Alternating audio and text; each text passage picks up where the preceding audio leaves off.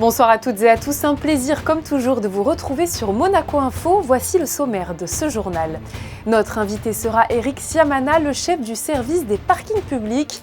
Il reviendra sur l'affluence des parkings à Monaco durant l'été et sur les projets à venir. Vous découvrirez également les coulisses du cabaret Delirious. Il aura lieu du 26 août au 4 septembre prochain sur l'esplanade du Grimaldi Forum. Un show à ne pas manquer, vous verrez. Et notre équipe de journalistes vous emmènera ensuite au cœur de la dernière soirée des Estivales du Rocher, l'occasion de faire le bilan de l'été pour les commerçants. Mais nous débutons cette édition avec une très belle nouvelle puisque le cycliste monégasque Victor Langelotti s'est emparé du maillot à pois à l'issue de la 5e étape du Tour d'Espagne. Il est pour le moment le meilleur grimpeur de la Vuelta avec 7 points d'avance sur son dauphin. Victor Langelotti est le premier représentant de Monaco à s'emparer d'un maillot distinctif sur un grand tour. Je vous le rappelle également que le monégasque a remporté la semaine dernière la 8e étape du Tour du Portugal. En bref, Victor Langelotti est en très grande forme. Direction l'Italie à présent avec la Roca Team qui est arrivée à Bormio aux alentours de 14h aujourd'hui. Les monégasques connaissent bien les lieux puisqu'ils font leur stage de pré-saison depuis plusieurs années en Italie. Au programme de ces prochains jours, préparation physique évidemment, mais aussi élaboration des premiers plans de jeu pour cet effectif 2022-2023 qui ne compte pas moins de 7 recrues. Yannick Debévert et Olivier Bonello reviendront plus largement sur ce stage dans votre journal de demain. Et si cette année vous avez envie de vous essayer à une nouvelle discipline sportive, vous pourrez vous rendre à l'école d'athlétisme le mercredi 14 septembre à 15h dans le hall d'entrée du stade à l'accueil des sportifs. À noter que pour pouvoir vous inscrire à la section athlétisme, il est impératif d'avoir un lien avec Monaco, habitation ou emploi. Les inscriptions ASM peuvent aussi se faire dès à présent directement en ligne sur la plateforme Mon Club. Il vous faudra aller sur le site asm-asso.monclub.app.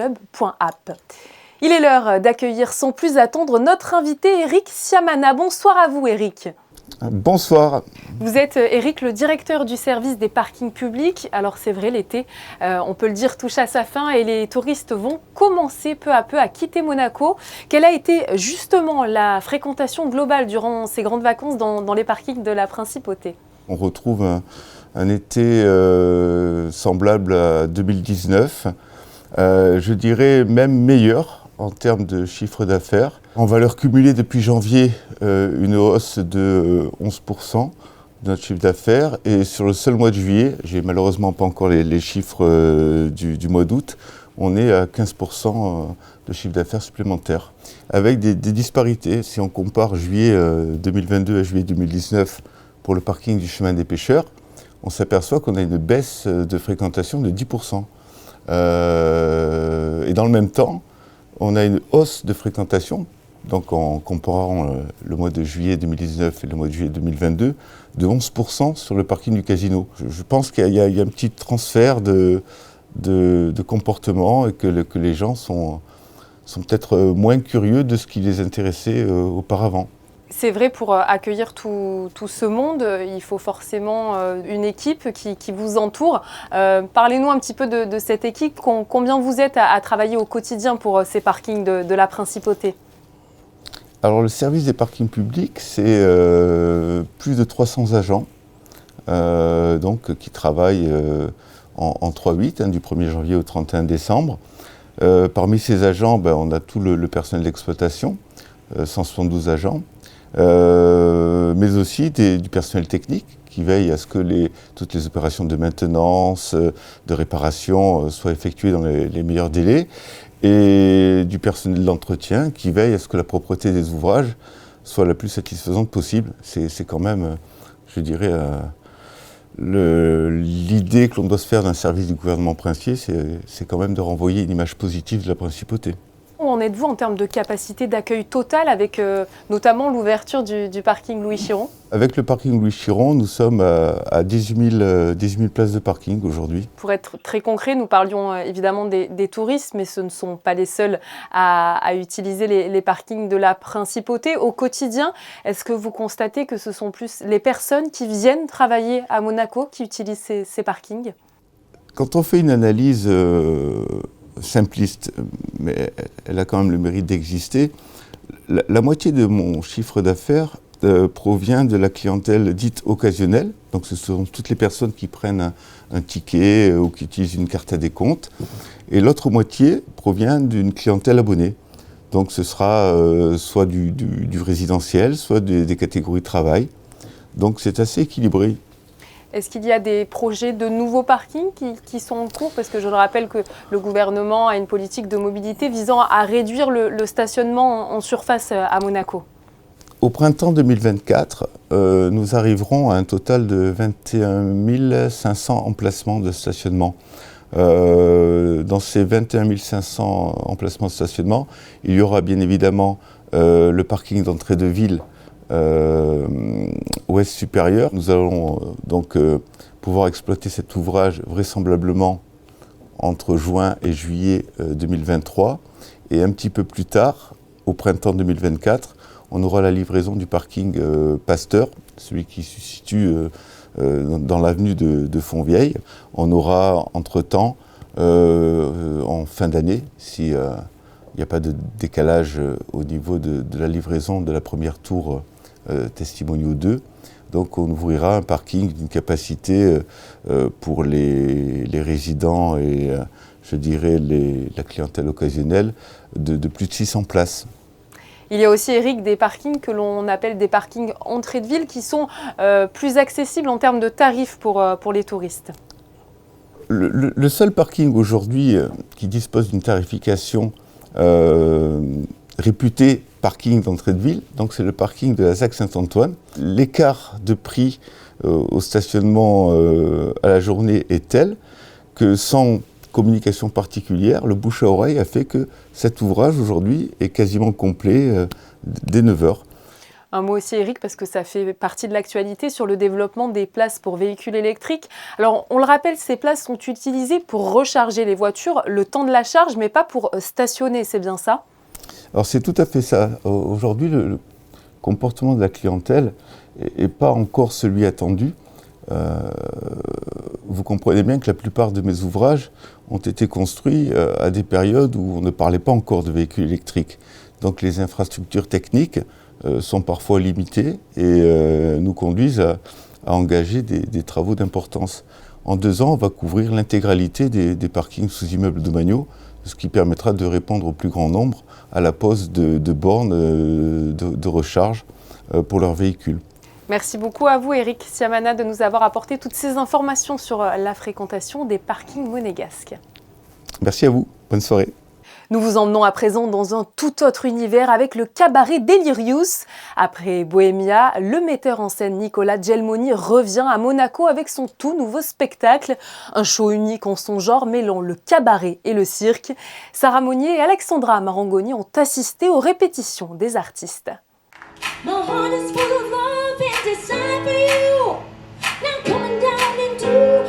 Acrobatie, musique, danse et comédie, le spectacle Delirious promet d'en mettre plein la vue. La troupe est en pleine répétition avant la première représentation ce vendredi. Nicolas Gelmoni, le metteur en scène, a été inspiré tout au long du processus de création par son indéfectible amour pour le cirque et le cabaret. Je suis tombé un petit peu en amour avec les speaker tents il y a plusieurs années quand on a commencé à faire des tournées en Australie avec ce genre de concept. Et tout de suite, j'ai voulu emmener ce concept à Monaco parce que je dis toujours, les gens connaissent le cirque à Monaco, mais ils connaissent que le Festival international du cirque qui est exceptionnel. C'est le meilleur dans ce qu'il fait, qui est le cirque traditionnel. Les gens connaissent le Cirque du Soleil parce que c'est énorme, c'est très grand, c'est Las Vegas et tout. Mais il y a tellement d'autres choses dans le monde du cirque entre tout ça. Et le cirque contemporain, le cabaret, les speaker tents, ça fait partie de ça et c'est toujours quelque chose que je voulais emmener à Monaco. Si l'inspiration était toute trouvée, la question de dénicher les bons artistes restait un point important, un choix très personnel pour le metteur en scène.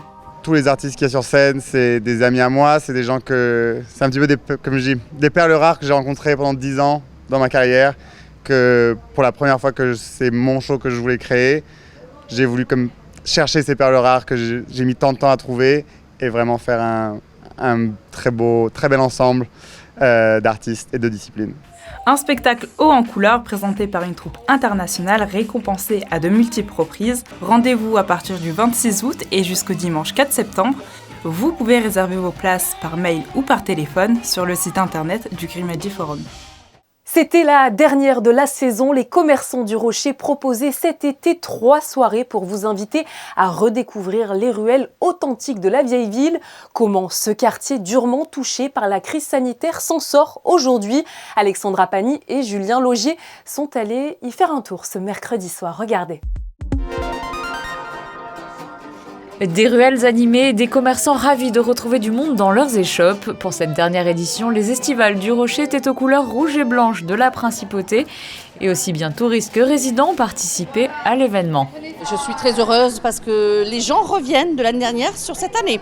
Et surtout des locaux. Alors on fait des ateliers pour les enfants très originaux, on fait des chasses au trésor qui sont très demandées, où les enfants courent partout dans les ruelles de Monaco et où ça met de la vie dans tout Monaco-ville. Donc ça, et les commerçants et les enfants sont très heureux et en plus c'est pas dangereux puisque c'est les ruelles de Monaco, il n'y a pas de voiture. Il y a des groupes de musique qui viennent, peut-être qu'on l'entend derrière. Et c'est aussi l'occasion de découvrir des spécialités propres à Monaco comme le célèbre barbadjan ou la fougasse monégasque. C'est bon. Vous savez comment ça s'appelle? Non. Du tout. Fougasse monégasque. Bah c'est bon. Ouais, c'est bon. Le Rocher a été l'un des quartiers de Monaco les plus touchés par la crise sanitaire. Les commerçants ont donc souhaité se réinventer pour ne plus compter uniquement sur les touristes, mais proposer aux Monégasques de redécouvrir les ruelles de la vieille ville, une opération qui commence à payer. Je pense qu'on a fait une très belle saison. Il y a eu beaucoup de monde entre les croisiéristes, les touristes de l'étranger, les Américains, les Canadiens. Donc c'est vrai qu'on a fait une très belle saison. On a encore du monde qui reste très tard le soir sur le Rocher. Jusqu'à 21h30, 22h, il y a encore pas mal de monde. Ce qui n'arrivait pas les années précédentes. On a besoin de magasins de souvenirs car on a énormément de touristes, mais il n'y a pas que ça sur le Rocher. Il y a des nouveaux commerces qui se sont ouverts cette année. Donc voilà, c'est vraiment des commerces pour tout le monde. Il y a des magasins pour les gens de l'extérieur, pour les touristes avec des souvenirs, mais il n'y a pas que ça. Plusieurs initiatives ont été mises en place par le gouvernement et les commerçants du quartier, dont ces soirées estivales, mais aussi cet été, la mise en circulation d'une navette électrique reliant la place Saint-Dévote et le Rocher de 20h à 22h50 et l'accès au public en soirée du parking de la Visitation. L'objectif, que les résidents de Monaco ne boudent plus les jolies ruelles typiques de la vieille ville et ses commerces. Il est l'heure de ranger les maillots de bain pour faire place aux fournitures scolaires. Et oui, ça y est, nous sommes à J-10 de la rentrée. Que ce soit les futurs écoliers, les parents ou les magasins spécialisés, tous se préparent pour ce moment important. Un reportage signé Sarah Monnier. Est-ce que vous voulez les livres couverts ? La saison des fournitures scolaires a bel et bien commencé dans les supermarchés et les papeteries, un moment parfois redouté par les parents, mais attendu par les plus jeunes. Et la liste ne finit plus de s'allonger entre la volonté de tenir son budget et faire plaisir à ses enfants. Trouver le bon équilibre n'est pas toujours facile. Alors, on achète la base, du beau, de la qualité, mais pas trop non plus de fanfreluche.